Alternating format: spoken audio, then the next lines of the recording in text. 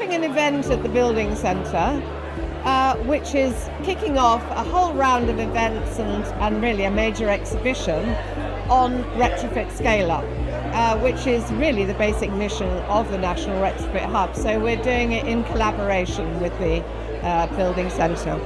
The Building Centre has always hosted kind of individual measures and products, and it's still a really, really good idea to come and see the stuff that you're going to specify. But these days, they're really into the space of thought leadership. And that's why they want to curate these kinds of exhibitions, which I think is a really interesting dimension, because as we know, in retrofit, you have to combine measures. You know, you have to assess a particular house or a property for the kind of measures you want to put in. So actually having a bigger picture and having these sorts of collaboration events is really, really important. Yeah. Well, as I was just saying to someone, the Climate Change Committee have brought out the newest carbon budget, which takes us into the 2040s. And it's pretty obvious, in fact they state quite categorically, that most of the funding for retrofit will come from private individuals or private finance, in fact. So the government's role historically has been to secure those in fuel poverty and make sure that their running costs are controlled and that their homes are comfortable. But as we know, there are millions of homes that need retrofit measures, joined up measures, not individual measures.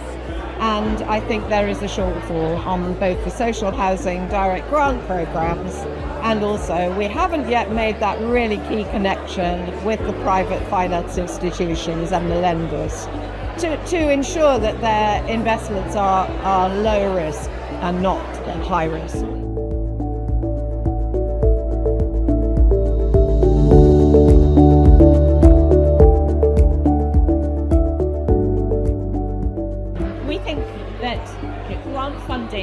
Public funding is really important. It's always going to be important, but it's very clear that it's never going to be able to fill the gap or meet the needs for all the homes that we are going to need to treat over the coming decades.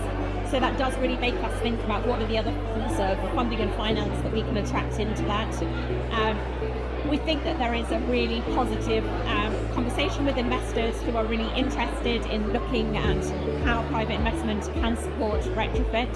And there's some really good innovation in London with different local authorities trialling and working with investors and advisors to try and step up some of the schemes. So we think there's a real potential there. There's some things that we need to be really careful about. We need to be able to de-risk some of that investment. We also need to be able to make sure that we can, protect householders, so they're really clear on what that sort of contract's going to mean, and how they benefit as households as well. So I think there's a really big opportunity. It's really about making sure that we leverage the public funding and use that with some certainty to then start to develop the private finance models that we need to deliver.